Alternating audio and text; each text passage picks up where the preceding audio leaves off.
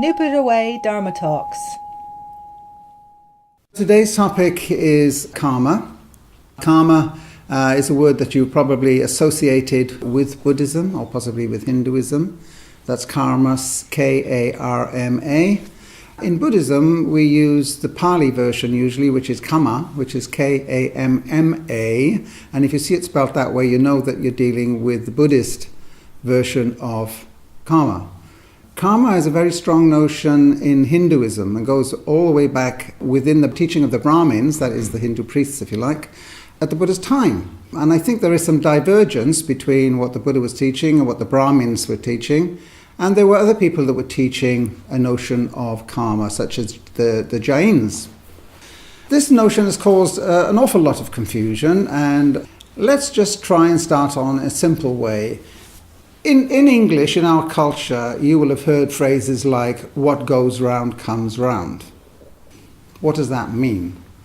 Basically, if you behave badly, somehow it's going to come around and cause you some stress, you get your payback, as we've heard that phrase as well. It is within our own tradition, actually, to have some vague idea of a connection between morality and our behavior, and that the way we behave will have consequences for us. So you will have also heard the phrase that you reap what you sow, or various versions of that, which comes from the Bible, from Galatians in the New Testament, and that of course is sort of well established in our culture. So that vague idea is not completely alien to us. However, we have to be clear, because there is a lot of confusion coming from different directions, and also some misconceptions as to what we mean by karma. Now, let me just start by giving a kind of popular account of how it is seen by many Eastern Buddhists in a very simplified picture. And that is basically that as we go through life, we have a choice to behave well towards others and towards other creatures, or to behave badly or maybe just negligently. And that this accumulates what we call merit or demerit.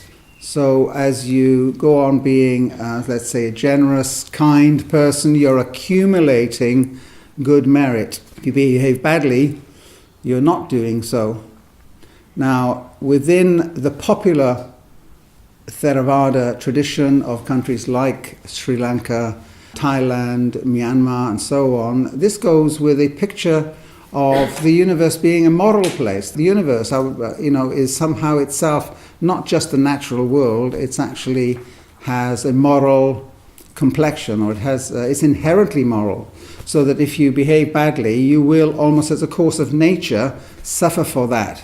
And if you behave well, then you will reap certain benefits. Now, the way that it goes in the popular Southeast Asian account, which ordinary people will tell you about, is that if you accumulate merit, then when you die, you will somehow be reborn at a higher plane of existence. You will have a happier destination. And there's a whole cosmology of different planes of existence, from the worst hell you can imagine up to the purest heaven and beyond, in which you are released or liberated. And the idea is that this life that we have here isn't something that you'd really want to return to, which seems something strange for Westerners, since we would all like to come back and have a lot more fun. In the Southeast Asian view of things, during the time of the Buddha, maybe life was very hard and there was a lot of suffering. It wasn't regarded as a particularly good thing to come back. So people would rather not come back. As a result of that, it was a sort of a reward for good behavior to escape from this world and not come back at all. And if you were a dedicated monk or nun, through your meditative practice, you could escape from this material world. You would not come back as a human being. However, if you didn't perform quite so well morally, then you would come back. But you could come back at a different level. So you might come back as a human being again, or you might come back as some kind of animal, or even as some sort of devil. So the result of this is that it creates a kind of social order in which people are behaving because maybe they have some conception of when they die they will go on to something better. And if they behave badly, they will go on to something, well, they will either come back here and try again, or they will go on to something worse. This does fit quite well with the Christian idea of heaven and hell, so it doesn't sound all that mysterious to us, does it? Now, the idea of coming back or being reincarnated is a very widespread and ancient idea. It is to be found all over the world in almost every culture. If you go to Africa, go to Latin America, go anywhere, even people that be fairly isolated from each other will have some sort of belief in which the soul leaves, or the spirit leaves the body and comes back in another body, or some version of that. I might say, without being derogatory, it's a primitive idea, meaning that it goes back somewhere in the human psyche to have this kind of belief. So there's nothing unusual about that view of things. Now, the Buddhist version of it, which you've just heard from me, is tied up with certain interpretations of the ancient teachings of the Buddha, such as dependent origination and so on. But the idea is that when you die, something will leave your body, consciousness perhaps, and pop up elsewhere. And you will have heard this sort of thing perhaps from the Dalai Lama. Dalai Lama and Tibetan Buddhism, perhaps better called Tibetanism, is actually quite a complicated synthesis of Hinduism, Buddhism, and the indigenous religion known as Burn. Now, the question for us is, what are we as Westerners in the Western world to make of this? Do we just accept this? Are we trying to be Buddhists? What are we trying to do? Are we trying to be wiser, more compassionate, more peaceful? And do we need this view of things in order to do so? Well, my view is that the merit system I've just explained to you is symbolic. If you like, it's poetic. It is a metaphor. We've got lots of metaphors in religions and spiritualities. So my view is that when we take a metaphor literally, we then fall into something called fundamentalism, which you find in all spiritualities or religions, Christianity, Islam, and in Buddhism. So what I'm saying is, I have no particular objection or rejection or whatever of the merit system as a view, but not as a view so much it's as a symbolic picture which ordinary people can hold on to and makes maybe their life simpler and helps to guide them in being better citizens or whatever.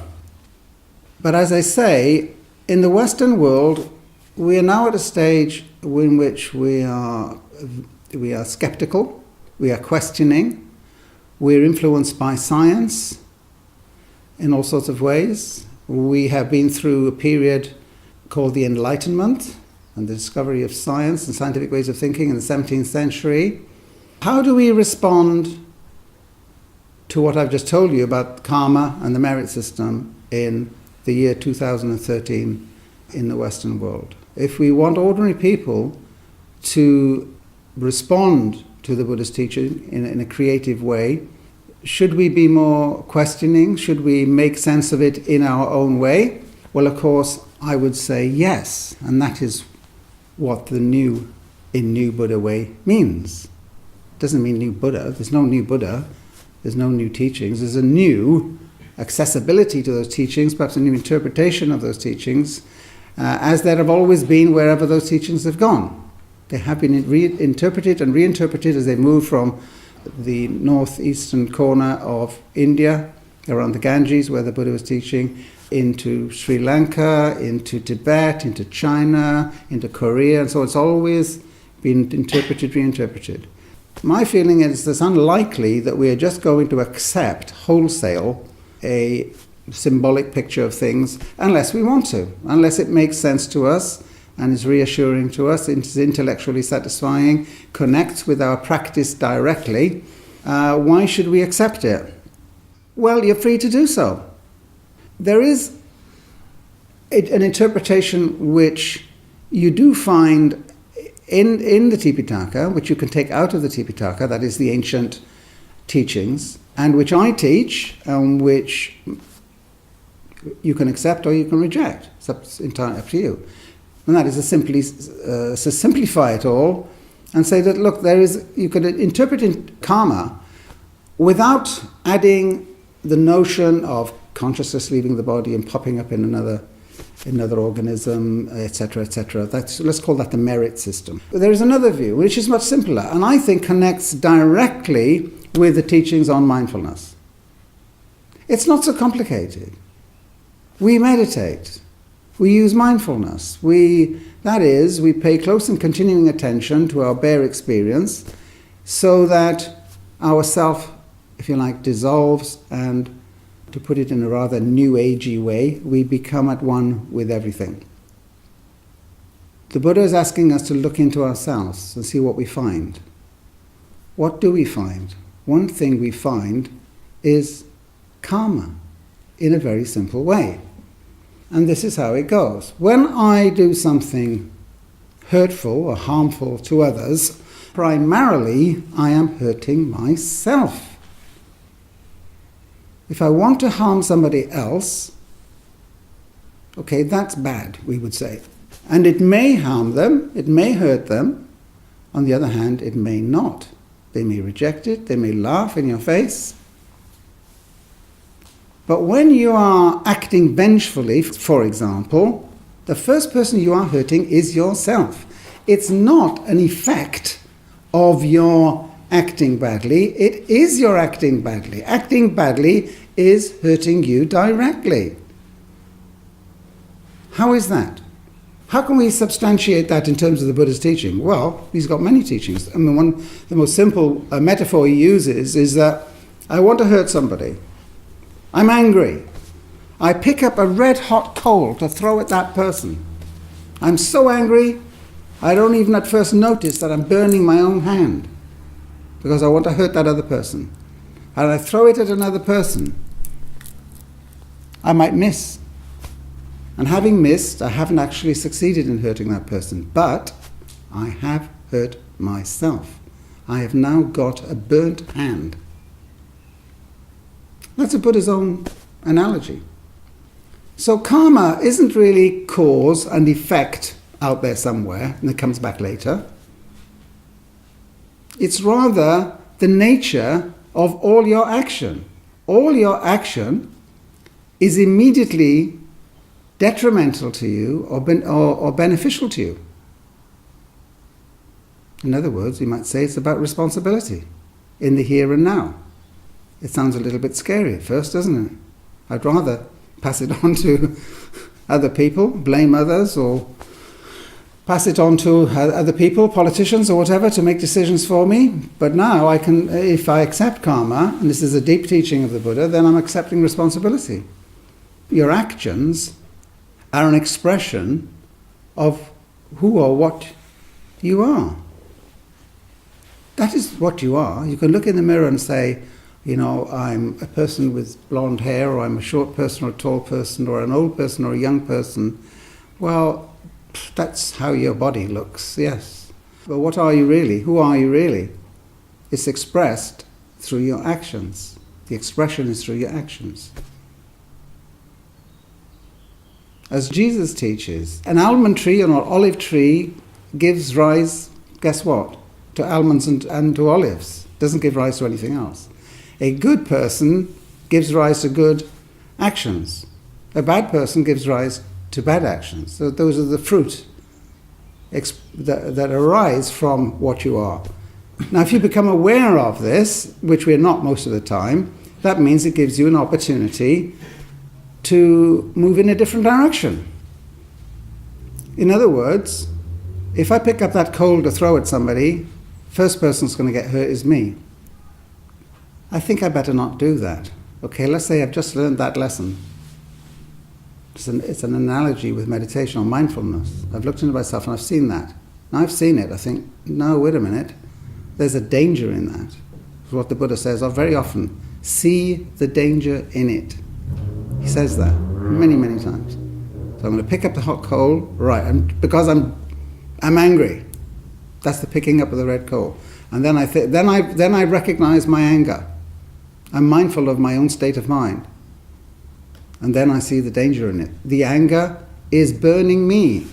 It is a grating feeling within my heart. To be angry is not a pleasant feeling.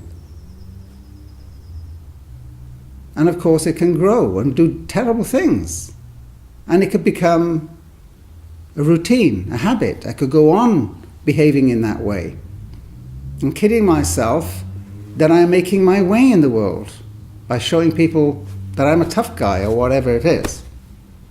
Now this doesn't apply only to anger, it applies to everything. It applies to the positive things. If you are helpful or caring, then there's karma in that. It won't be necessarily that you'll get some reward from outside, but rather that you are growing as a person in being helpful and caring. Your own life is becoming wiser, more compassionate to yourself and others, and more peaceful. It's more peaceful. So in other words, the consequences that come around later, it's in the action itself. And we don't do things just to get a reward, because you may not always get a reward. And you may not always hurt the person you want to hurt. So, for me anyway, karma is a very simple thing. And it fits in beautifully with the Buddha's teaching on mindfulness and responsibility.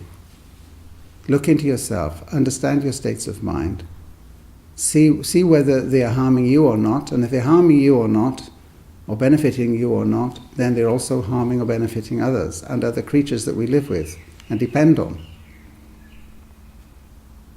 So, merit system, if you like, sort of rather complicated symbolic view of things, or a simpler view of things which accords with the teachings of mindfulness and with practice itself. You might say, well, why not both? Well, if you can fit them together, if you're really attached to the merit system, then fine, figure it out for yourself. And of course, if I'm saying things which don't accord with a belief system that you have, then that's okay with me. And then you ask yourself, well, is it okay with you? If it's okay with you, then you stay in New Buddha way. If not, then there are plenty of other groups around teaching all sorts of things. See, the Buddha invites us. He invites us. I mean, it's actually in the recorded sayings of his that do not accept what I am saying because you think I'm a guru, or because you respect me, or because it's tradition, or because it's in some scripture. Listen, but then figure it out for yourself. He says that. He says that. So, at the end of the day, I'm not giving you a doctrine and saying, if you want to be a Buddhist, you've got to believe that. That would be silly. I'm trying to make sense, like we all are, of human life and the way we suffer and the way we go wrong in one way or another with it. And we do go wrong, and we do suffer. And of course, we also bring about suffering for others.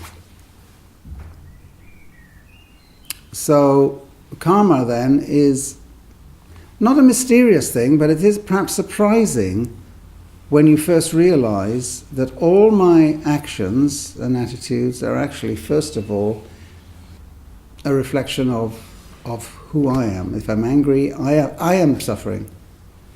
And if I am helpful, then I am joyful about that.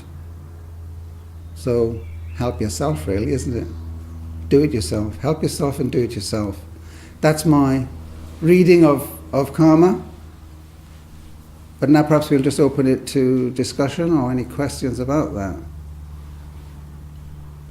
Does it make sense? Was it clear enough as to what I'm saying? Yeah, yeah. Not helpful to anyone? Confusing? Opens up other questions? Yes, yes, Lynn. The first time I heard you explain karma, so it was very helpful to me because I looked at different sort of meditation and Buddhist groups, and the part that made me always stick and go, was the karma thing. Does that mean I had to hold on to some sort of belief system, and that wasn't for me. So hearing your explanation has made enormous sense. The fact that, what we do now in the moment and our intention, what we do in the next, is where karma is. It's in our action. It's not in some other place, some other time. It is about what we do now and how that influences, whether it's in a small way or in a large way. It's made enormous sense to me. You expressed that very well, I think.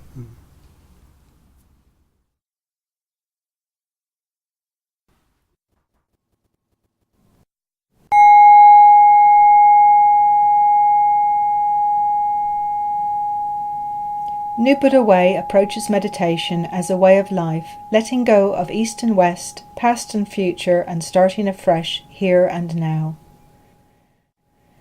To find out more, visit www.newbuddhaway.org.